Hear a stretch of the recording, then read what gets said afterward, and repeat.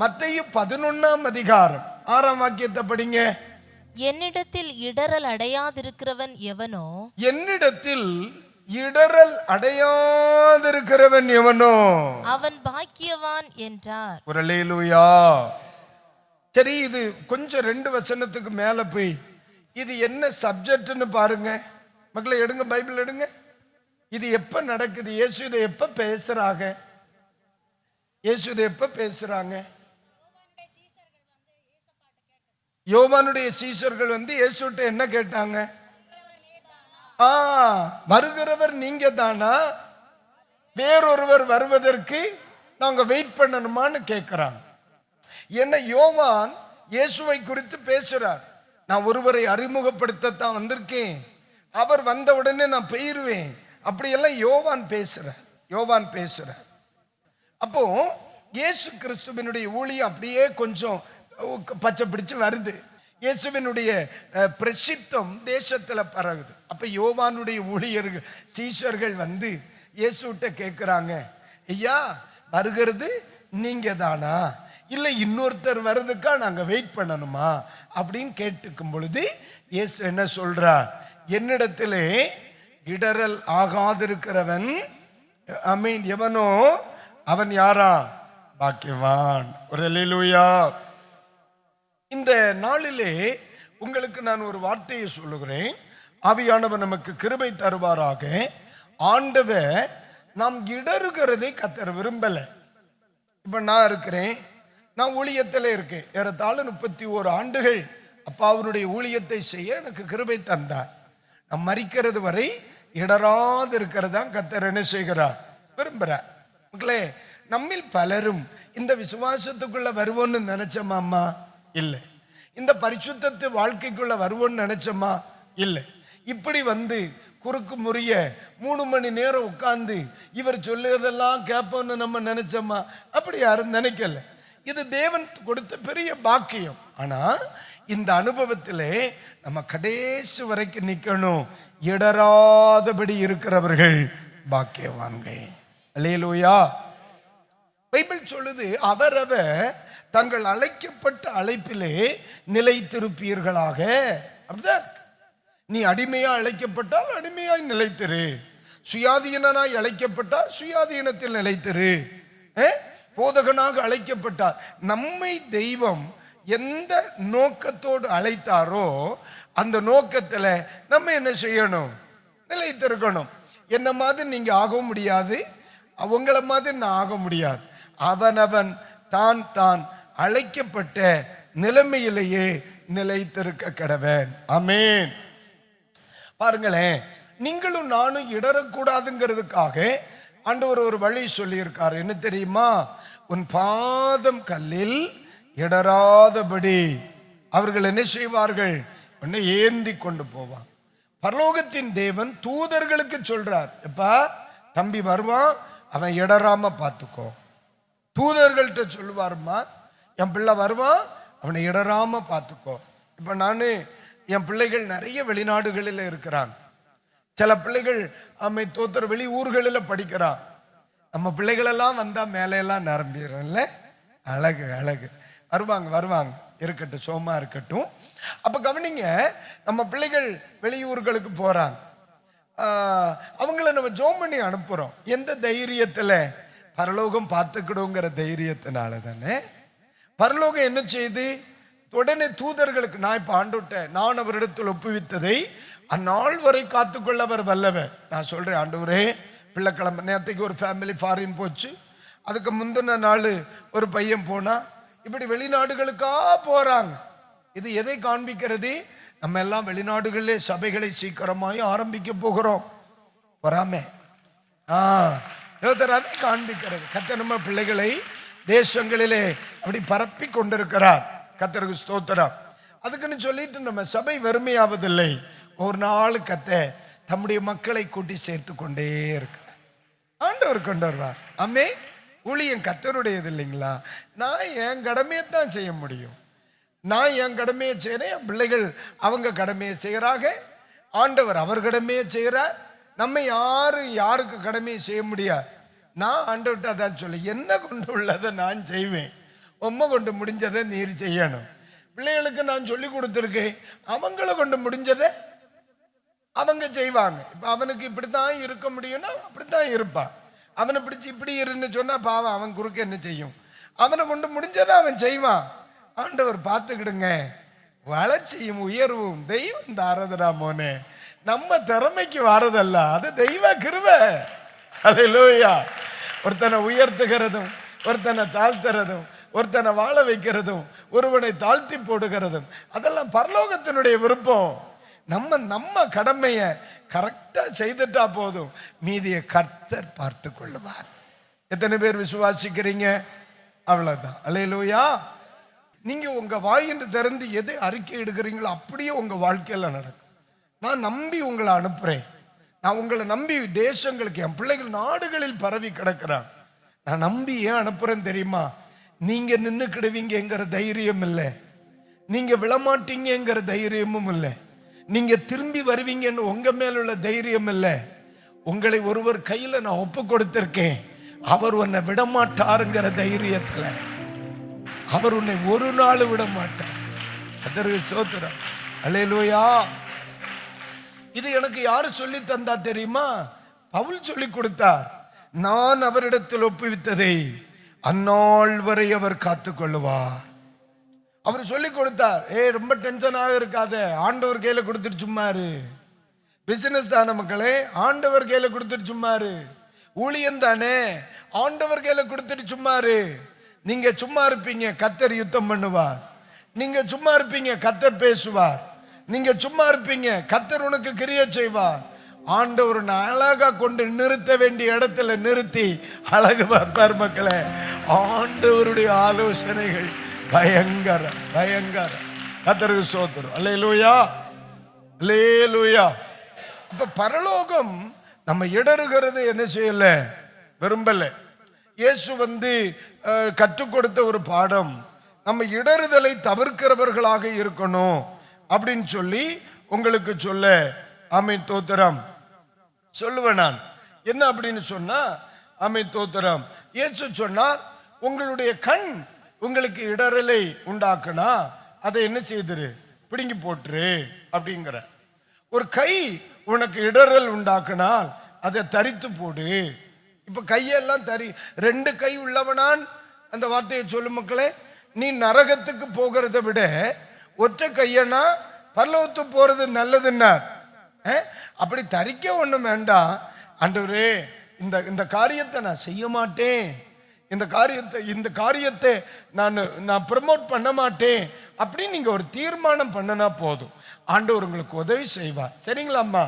எந்த காரியத்துல உங்களால முடியல, மேற்கொள்ள முடியல அப்படின்னு நீங்க சொல்றீங்களோ அது நீங்க ஏன் ஆண்டவர்கிட்ட கொண்டு போக கூடாதுன்றே. நீங்க அதுக்கு ஜெபம் பண்ணலாம். ஆண்டவரே, இந்த காரியத்துல நான் மேற்கொள்ள நினைக்கிறேன், ஆசைப்படுறேன், பட் என்னால முடியல, எனக்கு நீங்க ஹெல்ப் பண்ணுங்க அப்படின்னு சொல்லுங்க.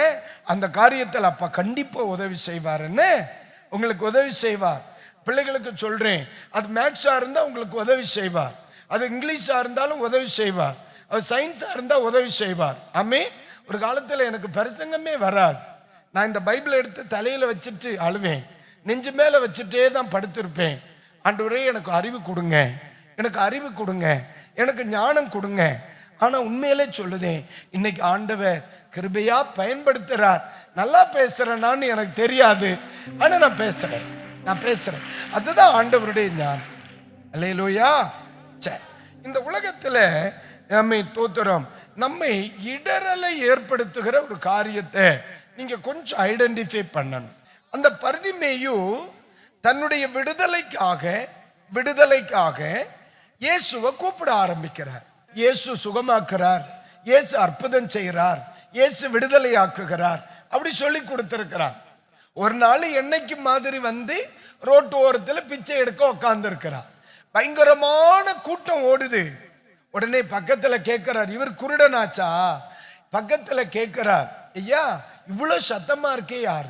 உடனே சொல்றாங்க, இயேசு போறார். இயேசுவா அப்படின்னு கேட்டு, இயேசுவே தாவீதின் குமாரனே எனக்கு இறங்கும் அப்படின்னு அவர் கூப்பிடுறார். இதுக்கு அடுத்து என்ன நடக்குது பாருங்க. 46 முதல் 52 வரைக்கும் அந்த சப்ஜெக்ட். அதுல இந்த வசனம் எத்தனாவது வசனம் மக்களே? 8ஆம் வசனமா? 48ஆம் வாக்கியம். 48 படிங்க பாப்போம். அவன் பேசாதிருக்கும்படி அநேகர் அவனை அதட்டினார்கள். ஒரு அல்லேலூயா. எப்படி இதுவரைக்கும் அவன் எப்படி கேட்டிருப்பான்? ஐயா அம்மா பிச்சை போடுங்க, அம்மா ஐயா நல்லா இருக்கா? பிச்சை எடுக்கிற ஒரு ஸ்டைல் தான் மக்களே. எடுக்காம இருக்கணும்னு ஆண்டவரை தேடணும். அப்போ அவன் பிச்சை எடுக்கிறான் கேட்கிறான். ஆனா இன்னைக்கு புதுசா இயேசுவே இயேசுவே என்னை சுகமாக்கும் அப்படின்னு அவன் கூப்பிட ஆரம்பிக்கிறான். அதாவது அவனுடைய மாற்றத்தின் முதல் படியில் அவன் எடுத்து கால் வைக்கிறான். அதுதான் மக்களே, என்னைக்கும் புரிஞ்சுக்கிடுங்க, நீங்க இயேசுவை நோக்கி கூப்பிடணும்னு உங்க மனசுல நினைச்சா அதான் உங்க வாழ்க்கையினுடைய மாற்றத்தின் முதல் படி மக்களே. அதை மறந்துட மாற்றத்திற்கான முதல் படி. நீ வேலை செய்யற இடத்துல நிக்கிறியோ, வாழவையில் நிக்கிறியோ, வாகனம் ஓட்டுற இடத்துல நிக்கிறியோ, பள்ளிக்கூடத்துல நிக்கிறியோ, எந்த இடத்துல நின்னாலும் இயேசுவே எனக்கு இறங்குமையா அப்படின்னு நீங்க கூப்பிட ஆரம்பிச்சிட்டீங்கன்னா மாற்றத்திற்கான ஒரு எல்லைக்குள் நீங்க காலை வச்சிட்டீங்க. விடுதலைக்கான ஒரு எல்லைக்குள்ள காலை வச்சிருக்கிறீங்க மக்களை. ஜீவனும் மரணமும் நாவின் அதிகாரத்தில் இருக்கு. இயேசுங்கிற வார்த்தையை ஒருத்தன் கூப்பிட ஆரம்பிச்சாலே மாற்றத்தின் வாசனை வாழ்க்கையில் வீச ஆரம்பித்து விடும். அதை மறந்துட. அல்லேலூயா. ஆனா என்ன பிரச்சனை? இதுவரைக்கும் கூப்பிட்டது வேற, இப்ப கூப்பிடுறது இயேசுவேன்னு கூப்பிடுறார். என்ன வருது? இடறுதலுக்கு ஏதுவான வார்த்தை. என்ன வார்த்தை வருது? அவன் பேசாதிருக்கும்படி அநேகர் அவனை ஒருத்தன் சும்மா இல்லைன்னு சொல்லி இருந்தா பரவாயில்ல. ஒருத்தன் சும்மா இல்லைன்னு சொல்லிட்டு போறான், அடுத்தன் சும்மா இல்லைன்னு சொல்லிட்டு போறான். அப்போ அந்த இடத்துல அதாவது பாருங்க, ஒண்ணு புரிஞ்சுக்கிடணும், என்னுடைய நன்மையை நாடுகிற சிலர் தான் இருப்பாங்க, ஆனா என் நன்மையை நாடாத அநேகர் இருப்பாங்க. என்னை துதிக்க தூண்டுகிற சிலர் இருப்பாங்க, என் துதியை நிறுத்த விரும்புகிற பலரும் இருப்பாங்க. என்னை ஊழியத்தில் உற்சாகப்படுத்த ஒரு சிலர் தான் இருப்பாங்க. நான் செய்கிற ஊழியத்திலிருந்து என்னை தளர்த்தி விட அநேகர் இருப்பாங்க. அதனால ஆளு கூடின இடத்துல தான் நியாயம் இருக்குன்னு நினைச்சிடப்பட. ஏன்னா பர்திமேயை கூப்பிடியா, ஆண்டவர் உனக்கு அற்புதம் செய்வார். ஜோமனியா, ஆண்டவர் உனக்கு அற்புதம் செய்வார். கேளியா, ஆண்டவர் உனக்கு அற்புதம் செய்வார்னு யாரோ ஒருத்தர் சொல்லி இருக்கார். ஆனா கூப்பிடாத, சும்மாரு, ஆராதனைக்கு போகாத, இதெல்லாம் வேஸ்ட், இதெல்லாம் தேவையில்லை என்று சொல்ல நிறைய பேர் இருந்தாங்களா? அப்ப நீங்க நல்லா புரிஞ்சுக்கிடணும். இப்போ உங்க மைண்ட் உங்க வீடு வரைக்கும் போகுமே. என்னுடைய நன்மையை நாடுகிற சிலரை நம்ம அடையாளம் பார்ப்போம். ஏன்னா ஆண்டவரை தேடுகிறது எப்பவும் போகணுமா, எப்பவும் ஜெபம் பண்ணணுமா, எப்பவும் ஆராதிக்கணுமா, ஒரு கணக்கொன்னும் வேண்டாமா? அல்லேலூயா. அவரை குறித்த அழைப்பு என்ன? இஸ்ரவேலுக்கு ராஜா. தாவீது தன்னை நிரூபிக்கிற ஒரு நேரம் வருது.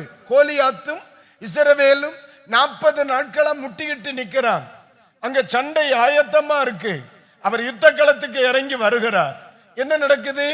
எல்லாத்தையும் கேட்க ராஜாட்ட கேட்கிறார்.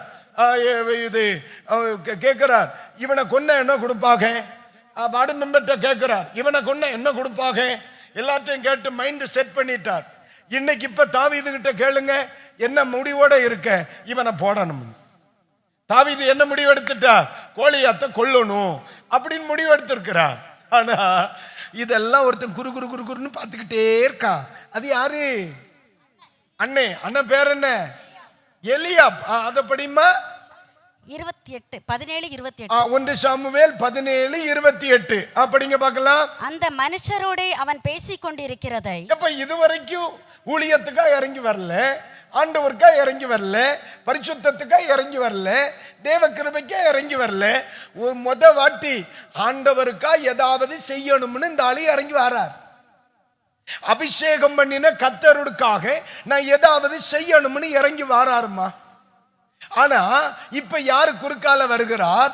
அவன் மனுஷனோட அவன் பேசிக் கொண்டிருக்கிறதை அவன் மூத்த சகோதரனாகி எலியாப் கேட்டபோது அவன் தாவீதின் மேல் கோபம் கொண்டான். அல்லேலூயா. பாத்தீங்களா? கோபம் கொண்டான். என்ன இடற பண்றான்? என் வாழ்க்கையில தேவ திட்டம் நடக்க போகுதியா? இஸ்ரவேலே என்னை அங்கீகரிக்கிற ஒரு நேரம் வரப்போகுது. இஸ்ரவேலே என்னை அறிய போகிற ஒரு நேரம் வரப்போகுது. என்னை கர்த்தர் இத்தனை வருஷம் அபிஷேகம் பண்ணி கிருபை கொடுத்து என்னை இதுவரைக்கும் என்னுடைய விரல்களை யுத்தத்திற்கு பழக்குவித்து இத்தனை வருஷம் வச்சிருந்தார். இப்பந்தான் ஆண்டவர் என்னை அபிஷேகம் பண்ணின நோக்கம் நிறைவேற போகுது. அண்ணன் குறுக்கால நின்று கோபப்படுறான். பாத்தீங்களா?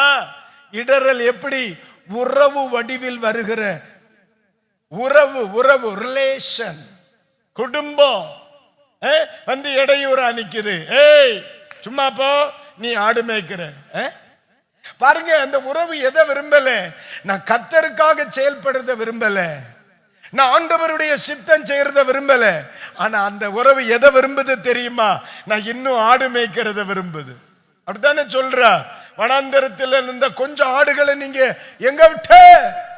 ஐயா, ஒண்ணு புரிஞ்சுக்கிடுங்க, இந்த உலகம் உங்களை ஆடு மேய்க்கிறதுக்கு தாமே உற்சாகப்படுத்தும், ஆண்டவர் சித்தம் செய்யறதுக்கு எதிர்த்ததா நிற்கும். இந்த இடத்துல அவர் என்ன செய்தார் தெரியுமா? கர்த்தருக்கு ஸ்தோத்திரம்.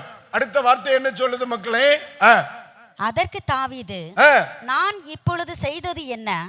நான் வந்ததற்கு முகாந்தரம் இல்லையா என்று சொல்லி அவனை விட்டு வேறொருவனிடத்தில் திரும்பி அந்த பிரகாரமாகவே கேட்டான். அல்லேலூயா. அண்ணன் கோபப்பட்டான்னு உடனே அவருடைய முயற்சியை விட்டாராமா? இல்ல, இவனை விட்டு விலகிட்டான். எவன் எனக்கு இடரலை ஏற்படுத்துறானோ ஒன்னி அவனை என்ன விட்டு விலக்கணும், இல்லைன்னா அவனை விட்டு நான் என்ன செய்யணும்? விலகணும். ஆமென். மக்களை, நீங்க எப்பவுமே புரியணும், ஒரு ஆள்கிட்ட பேசும் பொழுது நம்முடைய இருதயம் ரொம்ப சலனப்படுகிறது, சங்கடப்படுகிறது, தடுமாறுகிறது, சந்தேகப்படுகிறது என்று சொன்னா அந்த ஆள்கிட்ட நீங்க ரொம்ப ரிலேஷன்ஷிப் வைக்கப்பட. நீங்க ஒரு காரியத்தை செய்யணும் அப்படின்னு நம்ம போவீங்க, ஊழியம் நல்லா தான் போயிட்டு இருக்கு அப்படின்னு நம்ம டிராவல் பண்றோம். ஒரு ஆளு போன் பண்ணி பேசின உடனே ஐயோ நிக்காதோ, பிரச்சனை வந்துருமோ, நம்மை தளர்த்து போடுகிற ஒரு ஆளு உங்ககிட்ட இருக்கவே கூடாது. அப்படிப்பட்டவங்களை நீங்க வைக்காதீங்க. இயேசு என்ன சொன்னார்? எனக்கு பின்னால போ பிசாசு. அல்லேலூயா. வைக்கவே கூடாது. ஏன்னா பிசாசு யாரை வேண்டுமானாலும் பயன்படுத்தலாம். அநேகர் அதட்டினார்கள், அண்ணன் தடுக்க பார்த்தார். அப்ப வார்த்தை இடற பண்ணும். சொல்லுங்க அந்த வார்த்தையே சத்தம். அல்லேலூயா. அம்மை பக்கத்துல பார்த்து சொல்லுங்க, கவனமா இருங்க. சொல்லுங்க, கவனமா இருங்க. வார்த்தைகள் நம்மை இடற பண்ணும். அல்லேலூயா, அல்லேலூயா.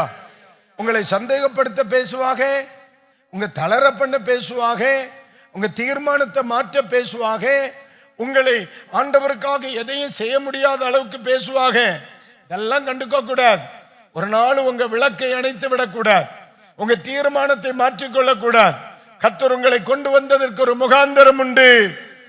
நான் விசுவாசிக்கிறேன். நீங்க நம்புறீங்களாமா? ரட்சித்ததுக்கு ஒரு முகாந்தரம் உண்டு, அபிஷேகம் பண்ணினதற்கு ஒரு முகாந்தரம் உண்டு. நான் உங்களை கூப்பிட்டானா? அப்பா தானே உங்களை கொண்டு வந்தா. இந்த இடத்துல நீங்க வந்ததுக்கு ஒரு முகாந்தரம் உண்டு. குடும்பம் எதுக்கலாம், சமுதாயம் எதுக்கலாம், தேசம் எதுக்கலாம், இதுக்கு ஒண்ணு அசரக்கூடாது. ஆமை தோத்திரம். நான் விசுவாசிக்கிறவர் இன்னார் என்று அறிவேன்.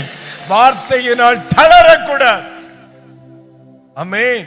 அப்ப வார்த்தை நம்ம இடற பண்ணும் இல்லைங்களா? ரெண்டாவது தோத்த நீங்க நல்லா கவனிங்க. இன்னொரு காரியத்தை நான் வேதத்துல படிச்சேன். நம்முடைய உணவுகள் கூட சிலரை இடற பண்ணுமா? பாருங்க, 1 கொரிந்தியர் 8ஆம் அதிகாரம் படிங்க. 8ஆம் அதிகாரம் எடுங்க. அதுக்கு 8ஆம் வசனம் 9ஆம் வசனம் படிங்க பாப்போம். போஜனமானது நம்மை தேவனுக்கு உகந்தவர்கள் ஆக்க மாட்டாது. நம்ம என்ன சாப்பிட்டாலும் நம்முடைய உணவை வச்சு இவன் தேவனுக்கு பிரியமானவன் அப்படின்னு வராதான். சில ஆட்கள் ஃப்ரைட் ரைஸா சாப்பிட்டுட்டு இருக்காங்க. என் மகன் ஃப்ரைட் ரைஸ் சாப்பிடுகிறான், எனக்கு ரொம்ப பிரியமானவன் அப்படின்னு ஆண்டவர் யாரையும் இதுவரைக்கும் சொன்னதில்லை. என் பிள்ளை ரொம்ப தாழ்மை உள்ளவன், பழைய கஞ்சியா குடிக்கான், அதனால ரொம்ப தாழ்மை உள்ள பிள்ளை அப்படின்னு ஆண்டவர் யாருக்கு சர்டிபிகேட் கொடுத்த மாதிரி தெரியல. ஆனா ஆரம்ப பிரச்சனைவே சாப்பாட்டுல தான் இருந்திருக்கு. பார்த்துக்கிடுங்க. சொல்லுங்க பக்கத்துல, சாப்பிடும்போ கவனம். சொல்லு சாப்பிடும்போ கவனம். என்ன அப்படின்னா தொடர்ந்து படிங்க பாப்போம். எண்ணத்தினால் எனில் புசிப்பதினால் நமக்கு ஒரு மேன்மையும் இல்லை, புசியாது இருப்பதினால் நமக்கு ஒரு குறைவும் இல்லை. அடுத்து ஆனாலும் இதை குறித்து உங்களுக்கு உண்டாயிருக்கிற அதிகாரம் எவ்விதத்திலும் பலவீனருக்கு தடுக்கலாகாதபடிக்கு பாருங்கள். அல்லேலூயா சொல்லுங்க. இப்ப நீ சாப்பிடுறதுல எனக்கு பிரச்சனை இல்லை, ஆனா மற்றவர்களுக்கு அது இடையூறாக இருக்கக்கூடாது, அப்படிதான் அவர் சொல்றார். அப்ப சில நேரங்களிலே சிலவருடைய உணவு முறைகள், பழக்க வழக்கங்கள் மற்றவர்களை என்ன செய்கிறது, சாப்பாடு கூட விசுவாசத்திலிருந்து தளர பண்ணி விடுகிறது. ஆமா, கர்த்தருக்கு ஸ்தோத்திரம். ஒரு தடவை நிறைய சொல்லலாம் இதுல. ஒரு சகோதரன் ஒரு சபையை விட்டு வெளியே வந்துட்டார், குடும்பமா. அவருக்கு அண்ணே, அவருக்கு ஒரு சகோதரி, 3 குடும்பம் வெளியே வந்துருச்சு. ரொம்ப நாளைக்கு அவங்க வேறொரு சபையில் ஆராதிச்சாங்க. அப்ப நான் என்னன்னு கேட்டப்ப அதுல என்ன பிரச்சனைன்னா, அந்த சபைக்கு பேருக்கார அவங்க விருந்து கொடுத்திருக்காங்க, ஜனங்களுக்கு ஒரு விருந்து கொடுத்திருக்காங்க, அப்புறம் இன்னொரு குரூப் ஆஃப் பீப்புளுக்கு இன்னொரு விருந்து கொடுத்திருக்காங்க, இன்னொருத்தருக்கு இன்னொரு விருந்து கொடுத்திருக்காங்க. அப்ப வேரியேஷன் பார்த்திருக்கார்.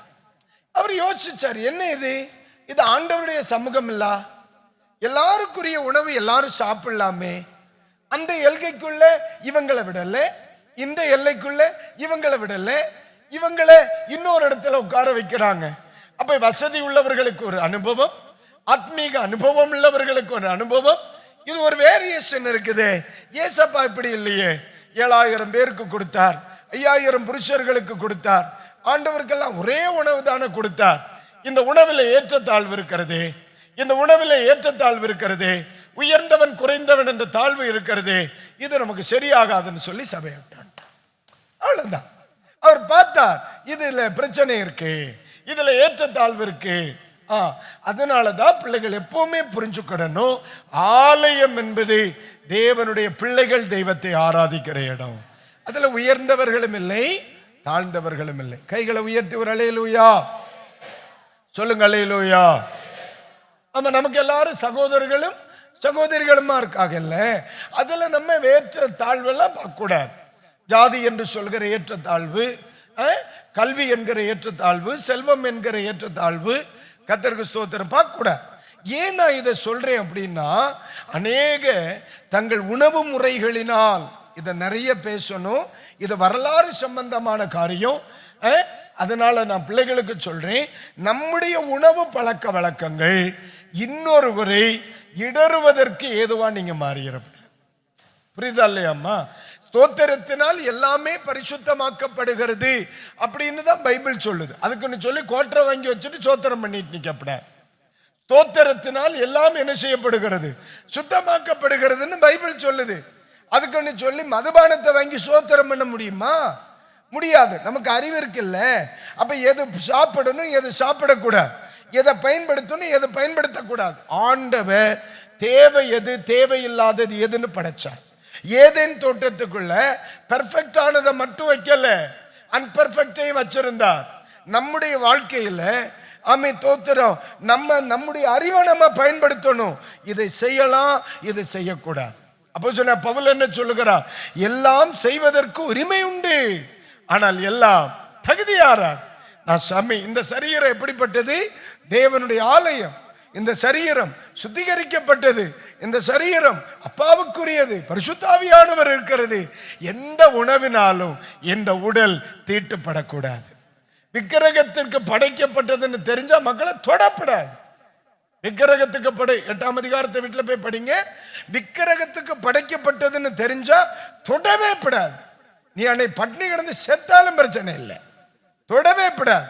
கர்த்தருக்கு ஸ்தோத்திரம். மதுபானத்திற்கு ஏதுவானது தொடவே கூடாது. அதெல்லாம் நமக்கு வேண்டாம். தேவன் நம்முடைய சரீரம் ஒரு நாள் நம்முடைய சரீரம் தீட்டுப்படவே கூடாது. ஆமென். அசுசிப்படவே கூடாது. இந்த வசனம் புரிந்தவர்கள், சத்தியம் புரிந்தவர்கள் மட்டும் கைகளை உயர்த்தி ஒரு அல்லேலூயா சொல்லுங்க. அல்லேலூயா. மூன்றாவது, இடறலுக்கு ஏதுவான வஸ்திரங்கள். சிலருடைய ட்ரெஸ் மற்றவர்களை என்ன செய்யும்? இடறலுக்கு உட்படுத்தும். ஒரு நாள் நான் பொதுவாக வெண்வஸ்திரம் உடுத்திட்டு உடுக்கிறது தடை கிடையாது, நான் போடுவேன். ஆனாலும் சில ஆட்களை கமெண்ட் பண்ணுவேன். அப்போ ஒரு வயசுக்கு மூத்தவர் எனக்கு சொல்லி கொடுத்த ஒரு பாடம், பஸ்ரையா, இந்த வெண்வஸ்திரம் என்பது அதாவது பரிசுத்தத்திற்கு அடையாளம் அல்ல. அதாவது நல்ல கேஷுவலா, நல்ல பேஷன் ஷோக்கு போன மாதிரி நிறைய பேர் அப்படித்தான். நேற்றுக்கு ராத்திரி ஒரு அருமையான தென்னிந்திய திருச்சபையின் ஆயர் ஒருத்தர் என்ன செய்தார்? தலைவர் உரையாற்றினார். அவர் சொன்ன ஒரு வார்த்தை எனக்கு ரொம்ப பிடிச்சு. இன்னைக்கு ஆலயத்தில் பயபக்தி இல்லை, பேஷன் ஷோக்கு போற மாதிரி வராங்க, வருத்தமா இருக்கு அப்படின்னு சொன்னார்.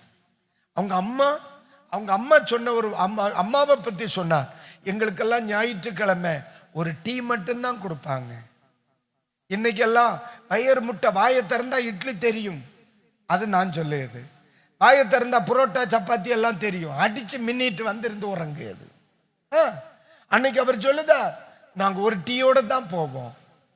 ஒரு டீயோட. எங்க அம்மா அப்படி வளர்த்தாங்க எங்களை, ஏழை குடும்பம் தான், ஆனா எங்களை வளர்த்தாங்க. எவ்வளவு அழகு! அந்த தேவ மனுஷனை என் வாழ்க்கையில மறக்கவே முடியாது. அது ஏன் தெரியுமா? அதுதான் மக்களை தெய்வீகம். அவர் பெந்தகோஸ் பாஸ்டரா அல்லது இன்னொரு சபை பாஸ்டரா, கர்த்தருக்கு ஊழியக்காரன், தலைமுறை பரிசுத்தமா வாழ்றது அந்த ஆளு விரும்புறார். அல்லேலூயா. அங்க ஸ்தாபனம் எல்லாம் ரெண்டாவது, தலைமுறை பரிசுத்தமா வாழ்கிறது அவர் என்ன செய்யறார்? விரும்புறார். அவர் சொல்றார், ஆலயங்களில் இன்னைக்கு பயபக்திக்குரிய ஒரு நிலை இல்லை. நான் அன்னைக்கு சொன்னேன், அவர் சொன்னா, ஒரு மனுஷன் ரொம்ப கேஷுவலா ட்ரெஸ் பண்ணும் பொழுது இன்னொருத்தர் அவனை பார்த்து விரும்புறாங்க, இச்சிக்கிறாங்க, பாராட்டுறாங்க, அதெல்லாம் வருது.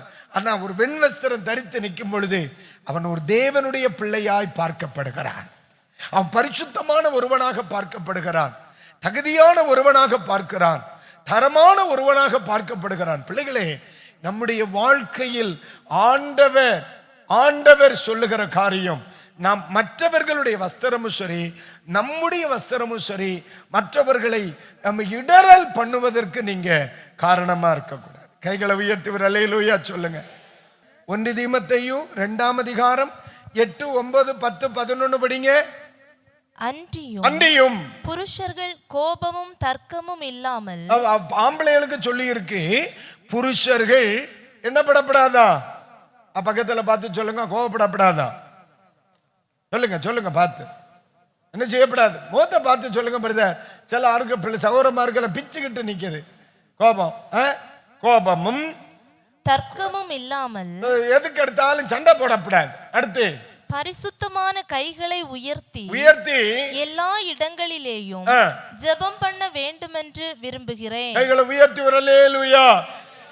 ஆண்கள், அதாவது பழைய ஆவிக்குரிய சபைகள், பழைய உபதேசிகள், அவங்க எல்லாம் பெண்களை கை தூக்கி ஆராதிக்க விட மாட்டாங்க, தெரியுமா? பெண்களை கை தூக்கி ஆராதிக்க விட மாட்டாங்க. இதுதான் அது காரணம். அதுக்கு என்ன காரணம்னா, இன்னைக்கு நம்ம யூஸ் பண்ணுகிற ட்ரெஸ்ஸஸ் வேற. அப்ப அவளின் காலத்துல பெண்கள் பயன்படுத்தின அந்த வஸ்திர நிலைகள் வேற. புரியுதா இல்லையா? நமக்கு தெரியும், இந்த உடை உடுத்தி இருக்கேன், இப்ப நான் கை தூக்கினா நல்லா இருக்குமா அப்படிங்கிறது உங்களுக்கு தெரியும் இல்ல? அதை பார்த்துக்கிடணும், சரிங்களா? இப்போ பாஸ்டர் கை தூக்க சொன்னார்னு நம்முடைய உடை நல்லா இல்ல, அது மற்றவர்களுக்கு அசிங்கமா தெரியும் நம்முடைய உடல் அப்படின்னு உங்களுக்கு தெரியும்னா, உங்க உடலை கவனமா கவனிக்கணும். அந்த நேரத்துல ஒரு வலது கையை மட்டும் தூக்கிறது தப்பில்லை, இல்லைன்னு சொன்னா 2 கையும் தூக்காம இருக்கிறது தப்பில்லை. ஆனாலும் ஆலயத்துக்கு போறோம், ஒழுக்கமா போகணுங்கிறது நமக்கு தெரிஞ்சுக்கணும். சரி, அப்போ சகோதரர்களுக்கு என்ன சொல்லி இருக்கு? எங்க ஜெபம் பண்ணி ஆராதிச்சாலும் என்ன செய்யணுமா? நம்முடைய கைகளை சொல்லுங்க, சாதாரணமான கையா, பரிசுத்தமான கைகளை, ஹல்லேலூயா. அப்ப நான் இவனுக்கு ஒரு சின்ன டவுட் இன்னைக்கு இதை படிச்சப்ப வந்து, நம்ம சகோதரங்க ஏன் கை உயர்த்தலைன்னா கை இருக்கு ஆனா கை பரிசுத்தமா இல்லை. என்ன பைபிள் என்ன சொல்லி இருக்கு? பரிசுத்தமான கையை தூக்கலாம். நம்ம கை கொஞ்சம் அப்படி இப்படித்தான் சுவாமி, அதனால இப்போதைக்கு நான் ஒளிச்சு வச்சுக்கிறேன். அப்படி இல்லை. நான் சொல்ற பிள்ளைகளை கேட்கணும். நம்ம கர்த்தரை ஆராதிக்கும் பொழுது தெய்வ பிள்ளைகள் கரமுயர்த்தி கர்த்தரை ஆராதிக்கணும். இப்ப ஒரு அல்லேலூயா சொல்லுங்க. ரட்சிக்கப்பட்ட ஆண்களுடைய அடையாளம் அது. அபிஷேகம் பண்ணப்பட்ட ஆண்களுடைய அடையாளம் அது. ஆவிக்குரிய ஆண்களுடைய அடையாளம் அது. ஆண்டவர் ஆராதிக்கிற பிள்ளையினுடைய அடையாளம் அது. என்ன? அவன் எங்க நின்றாலும் தேவனே நீர் பெரியவர். அல்லேலூயா. என்ன மக்களே, இல்ல அது தெய்வ மக்களுடைய ஒரு அடையாளம். மோசேயினுடைய வாழ்வின் வெற்றிக்கு ரகசியம், இஸ்ரவேல் மக்களுடைய வெற்றிக்கு ரகசியம் என்ன? மலையில போய் நின்று 2 கைகளையும் உயர்த்தி ஆண்டவரை மகிமைப்படுத்தினார். மோசேயினுடைய கரம் உயர்ந்திருந்த பொழுது பாளையத்தில் வெற்றி, குடும்பத்தில் வெற்றி, வாழ்க்கையில வெற்றி, தொழில வெற்றி, படிப்பில் வெற்றி. ஹல்லேலூயா, ஹல்லேலூயா. தம்பி, நீ ஆண்டவரை கரம் உயர்த்தி ஆராதிக்கும்போ உன் வாழ்க்கையில வெற்றிக்கு மேல் வெற்றியை அவர் தருவார். ஆமென். சரி, இனி அடுத்த வசனம் போயிருவோம். ஸ்திரீகளும். இப்ப யாருக்கு வந்துருச்சு?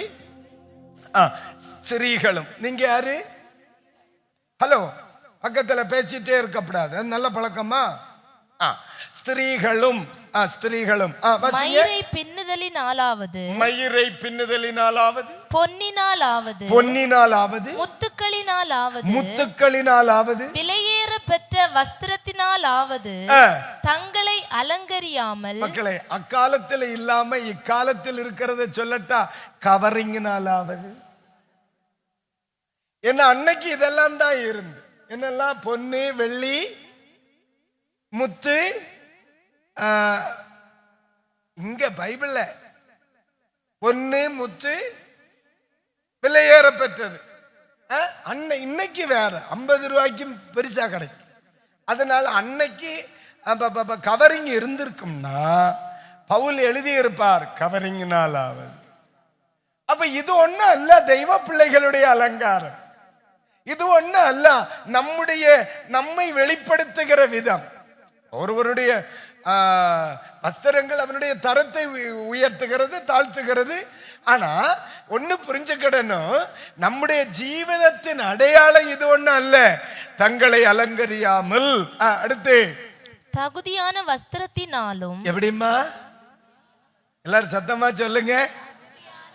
அப்ப நம்ம பிள்ளைகளுக்கு துணி எடுத்து கொடுக்கும்போ எப்படிப்பட்ட வஸ்திரம் எடுத்து தரணும்? ரட்சிக்கப்பட்டவனுக்கு தகுதியான, ஆண்டவரை தேடுகிறவனுக்கு தகுதியான, தெய்வ சித்தம் செய்கிறவனுக்கு தகுதியான வஸ்திரம். அதுக்கு மேலே நாண்டுகிட்டு இருந்தா நம்ம பண்ண அதுக்கு போகப்படாது. அல்லேலூயா, கர்த்தருக்கு ஸ்தோத்திரம். ஆமென். அப்ப தெய்வ மக்கள் என்ன பயன்படுத்தணும்? தகுதியான வஸ்திரம். இது நம்முடைய ஆண்டவர் தகுதி இல்லாத வஸ்திரத்தை தெய்வம் மாற்றினார். ஏதேன் தோட்டத்தில் அவங்களாவே டெய்லர், ஃபர்ஸ்ட் டெய்லர் ஆதாம் தான் இல்லையாமா? அவங்க போட்டிருந்த ட்ரெஸ் எப்படி இருந்து? இலைகளினால் ஆனது. நம்ம ஏரியாவில் ஆடு மாடு இருக்கா? பள்ளியோடத்துக்கு போயிட்டு வந்தா எப்படி இருக்கும்? போகும் பொழுது இருப்பது, வரும் பொழுது இருக்கா. ஒண்ணும் இல்லை, இலைக்கு இன்னொரு கேரக்டர் உண்டு. பச்சையா இருக்கும்போது நிமிந்து இருக்கும், காஞ்ச உடனே சுருங்கும் இல்லையா?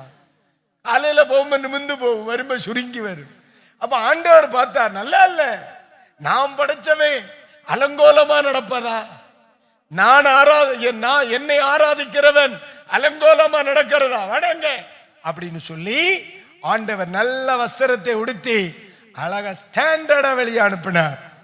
நம்ம எப்படிப்பட்ட வஸ்திரம் உடுக்கணுமா? தகுதியான வஸ்திரம். அல்லேலூயா. பர்திமேயுனுடைய வாழ்க்கையில என்ன நடக்குது பாருங்க. இதுவரைக்கும் பிச்சை எடுத்தவன் முதல் முறையாக இயேசுவேன்னு கூப்பிட ஆரம்பிச்சிருக்கான். முட்டுக்கட்டையா வந்து நிக்கிறான். ஒருத்தனா 2 பேரா? அநேகரியா. என்னை இடற பண்ணுகிறவங்க அநேகர், என்னை தளர்த்தி போடுகிறவங்க அநேகர். ஆனா என்னுடைய நன்மையை விரும்புகிறவர்கள் சொற்பம். ஆனா நம்மளை தளர்த்துறவங்க நிறைய இருப்பாங்க. ஆனா பைபிள் சொல்லுது, அவன் அதை பொருட்டாக எண்ணவில்லை. கைகளை உயர்த்தி ஒரு ஆமென். வார்த்தையினால இடறல் வரும், அதை பொருட்டா எண்ணக்கூடாது, செவி கொடுத்தரப்படாது. நீங்க ஆண்டவரை கூப்பிட ஆரம்பிச்சீங்கன்னா கூப்பிட்டுக்கிட்டே இருக்கணும். அந்த இடத்துல பரிதிமை என்ன பண்றார்? அடுத்த வசனம் என்ன சொல்ல? அப்படித்தான், அவன் பேசாது இருக்கும்படி அநேகர் அவனை அதட்டினார்கள். படிமா அந்த வசனத்தை. அவனோ தாவீதின் குமாரனே எனக்கு இறங்கும் என்று முன்னிலும் அதிகமாய் கூப்பிட்டான். அல்லேலூயா. உலகமே நினைச்சு இவனை குறைக்கணும்னு நினைச்சா, இவர் தீர்மானிச்சார் இனிதான் நம்ம கூட்டணும்னு நினைச்சார். இது வரைக்கும் வீடு வரைக்கும் தான் கேட்டுச்சு என் பாட்டு சத்தம், இனி தெருவு கேட்கணும். இது வரைக்கும் தெருவு மட்டும்தான் கேட்டுச்சு என் பாட்டு சத்தம், இனி கிராமம் கேட்கணும். உலகம் என்னை அணைக்க நினைக்கும் பொழுது நான் என்ன நினைக்கிறேன்? இல்ல, இன்னும் பிரகாசிக்கணும், இன்னும் பிரகாசிக்கணும், இன்னும் ஆண்டவருக்கு எழும்பி வரணும், இன்னும் ஆண்டவருக்கு எழும்பி வரணும். ஒரு அல்லேலூயா சொல்றீங்களாம்மா? இடரலற்றவர்களாயிருங்கள், இடரலற்றவர்கள் பாக்கியவான்கள். கைகளை உயர்த்தி ஒரு அல்லேலூயா சொல்லுங்க.